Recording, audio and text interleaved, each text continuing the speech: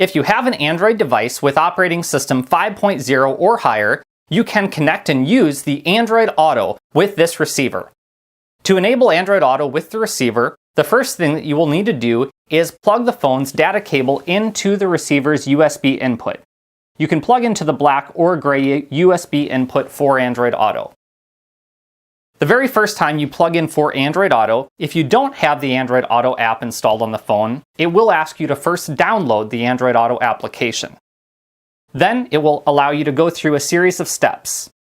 We'll select Continue on the phone, as the receiver is telling us that you do have to perform some steps on the phone prior to Android Auto operation. Next, you'll go ahead and select the different permissions that it asks you for Android Auto. Some of these are defaults.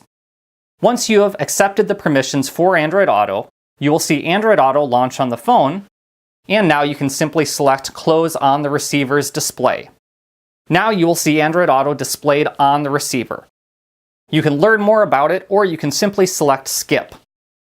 Once you have selected Skip, you will see that Android Auto is now displayed and you have touchscreen control of the Android Auto application. With Android Auto, you can select the lower left-hand corner icon here, and this will bring up a list of the available maps. In this case, you see that Google Maps is displayed. I could select the icon again, and it will allow me to select Waze as an alternate mapping source. I can select the phone icon here, as phone calls will be made and received from the Android Auto screen when an Android phone is connected. I can select the center icon to go back to the Android Auto home screen. The next icon over here will allow me to access music. In the music section, I can select the upper left-hand corner here, and this will allow me to search for a different music selection within the specified application. I can also select the icon again to switch to a different music application that may be installed on the phone itself.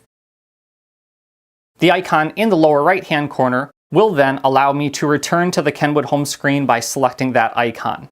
I could also simply select the home button to return to the Kenwood home screen. So we'll select this icon right here, and now you're back to the Kenwood home screen. And that's Android Auto. Kenwood.